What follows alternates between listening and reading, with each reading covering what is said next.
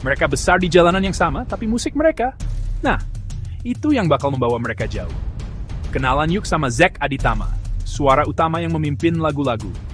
Lingkarannya, Lia Bunga Lestari di piano, Dion Wijaya di gitar, Ryan Abdian di drum, Hendra Anatama di gitar kedua, Tara Mahraja sebagai suara subvokal yang hangat yang bikin setiap chorus makin hidup. Mereka sudah berteman sejak kecil, suka coret-coret lirik di tisu, dan coba-coba melodi di antara pulang sekolah dan lampu jalan. Kota ini memang ramai, tapi harapan mereka juga sama ramainya kamar kecil, disulap jadi tempat latihan, kopi larut malam, dan keyakinan kalau satu lagu bisa mengubah segalanya. Ini lebih dari sekadar latihan. Ini janji untuk memainkan kebenaran mereka, untuk saling mendukung, untuk membuat suara yang berarti. 6 hati, satu band, dan awal dari sesuatu yang tak terlupakan. Yitok Berbomuni. Munas Fahpendavlar, Voice in Anafsrum. Mereka selalu bekerja sama dalam mewujudkan impian mereka sebagai musisi terkenal. Bahkan mereka sudah memiliki lagu sendiri dan memiliki nama untuk band mereka nanti. Nama band mereka adalah The Star, yang berarti bintang, menggambarkan keseriusan mereka dalam menjadi musisi. Impian mereka memang sederhana, namun tak mudah. Mereka bukan dari golongan orang kaya, mereka juga tidak memiliki studio musik ataupun alat musik. Untungnya sekolah mereka memiliki alat musik. Hal itu mereka manfaatkan untuk menciptakan instrumental lagu mereka. Terutama keluarga Zack yang memiliki keterbatasan ekonomi. Kedua orang tua Zack merupakan buruh tani yang gajinya tidak seberapa. Dalam satu hari, bayaran mereka hanya 50 rupiah saja, yang membuat mereka harus sangat hemat dalam membelanjakan uang. Tapi itu semua tak menghalangi Zack untuk meraih mimpinya. Ia beserta 5 sahabatnya selalu menabung untuk menyewa studio. Studio musik di ujung jalan rumahku bangkrut. Kebanyakan orang melihat pintu tertutup. Aku melihat sebuah tanda yang berkata, ini kesempatanmu. Aku mengirim pesan ke grup chat. Bagaimana kalau kita pakai tabungan kita untuk menyewanya? Tempat itu sudah lengkap. Drum, mikrofon, ampli seperti sudah menunggu kami. Ini impian kami. Merekam demo yang keren, mengirimkannya ke label rekaman, dan berhenti berpura-pura kalau kami cuma band sekolah. Tapi kalau kami menunggu, orang lain akan mengambilnya. Jadi kami membuat aturan, jangan terlalu banyak mikir, langsung bertindak. Besok paginya kami bertemu pemiliknya, Pak Harun. Dia melihat kami, tas ransel, sepatu Keds. Anak saya tidak ingin ini dengan saudara. Dia bercerita bagaimana kami sudah bekerja keras setiap akhir pekan, menabung setiap koin, menulis lagu di ruang bawah tanah yang bau mie instan. Dia tidak janji kami akan terkenal, dia janji kami akan selalu berusaha. Hening, lalu senyuman. Sepakat sewa 8 tahun, 15 juta rupiah. Tanganku gemetar saat menandatangani. Pena itu terasa lebih berat dari leher gitar. Aku menyerahkan amplop, dia menyerahkan kunci. Kami meledak. Benar tidak keren, tapi benar hidup. Besok, ting Mibari. Tidak ada perdebatan, tidak ada alasan. Kami berjalan melewati setiap ruangan seperti penjelajah yang memberi nama benua. Aku mengetuk kick drum. Lia memeriksa mikrofon. Hendra menyetel bass hanya untuk mendengar suaranya di tempat kami. Sebelum kami pergi, aku melakukan satu hal terakhir. Aku berdiri di tengah panggung, memejamkan mata dan mendengarkan. Ruangan itu kosong. Tapi aku bersumpah aku bisa mendengar versi masa depan kami. Lebih keras, lebih kompak, lebih berani. Kami mengunci pintu dan pulang. Kunci di sakuku, hati berdebar kencang. Studio itu tidak mati. Itu hanya berganti pemilik. Dari tanda bangkrut menjadi markas band kami. Besok, kami mulai merekam. Hari demi hari berlalu setelah rekaman usai. Zack mengajak teman-temannya, mari kita tawarkan lagu kita ke perusahaan musik. Moga-moga ada yang tertarik. Amin. Jawab mereka serempak. Memanfaatkan waktu libur sekolah, mereka berkeliling kota menawarkan karya mereka. Sayangnya, mereka banyak mengalami penolakan pahit. Bahkan ada perusahaan yang menolak secara terang-terangan. Namun, mereka tidak menyerah.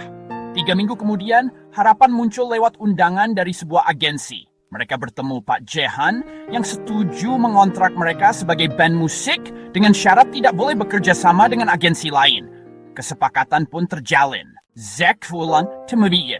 Nee, ong tuing skrorik match kai. Aduh Zack, dari mana saja baru pulang jam segini?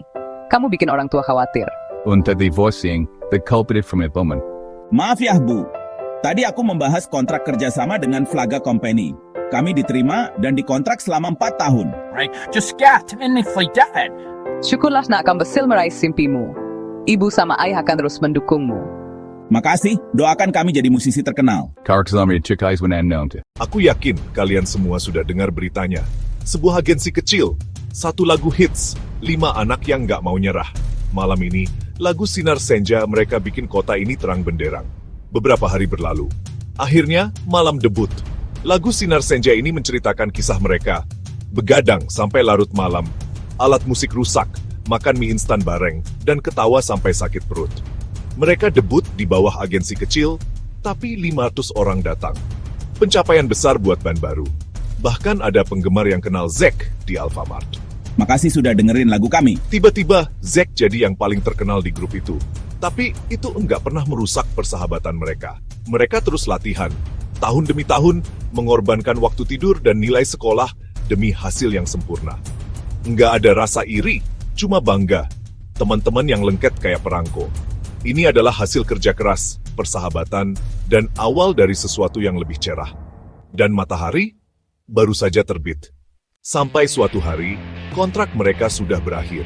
Mereka belum berniat untuk memperpanjang kontrak karena perusahaan yang menaungi mereka hanya menginginkan 3 member yang paling populer di band mereka saja, yaitu Zack, Ryan, dan Leah. Hal itu membuat mereka merasa kecewa dan memilih melanjutkan karier mereka di studio yang pernah mereka sewa dulu. Mereka mulai membuat lagu yang ternyata booming dan berhasil membuat mereka dilirik oleh agensi besar. Lagu itu berjudul Remang Lampu Jalan yang mengisahkan perjalanan karir mereka sekarang. Sebuah label rekaman besar menawarkan kontrak. Syaratnya, mereka harus menghasilkan 1 lagu yang benar-benar bisa meledak dalam waktu 1 bulan. Semua anggota tegang tapi bersemangat. Mereka bekerja seperti kesetanan. Mereka bekerja siang malam untuk menghasilkan lirik yang menceritakan perjuangan mereka sekaligus persahabatan mereka. Jack, si vokalis yang biasanya santai dan humoris, tiba-tiba menjadi sangat tertutup. Ia sering menerima telepon rahasia dan meninggalkan sesi latihan lebih awal, beralasan ibunya sakit.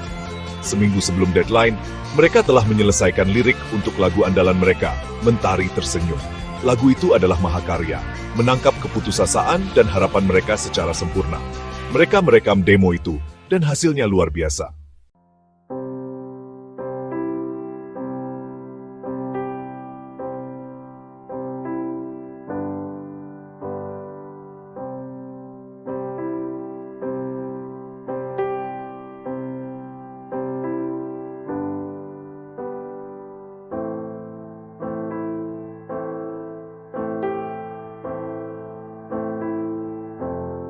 Maafkan aku teman-teman, aku tidak tahan menunggu lagi, aku butuh kepastian sekarang. Zack menawariku kontrak solo yang lebih baik, tapi mereka hanya mau jika aku membawa lagu andalan kita. Mereka bilang aku punya potensi lebih besar sendirian. Aku sudah lelah hidup miskin, kalian akan mengerti suatu hari nanti. Selamat tinggal.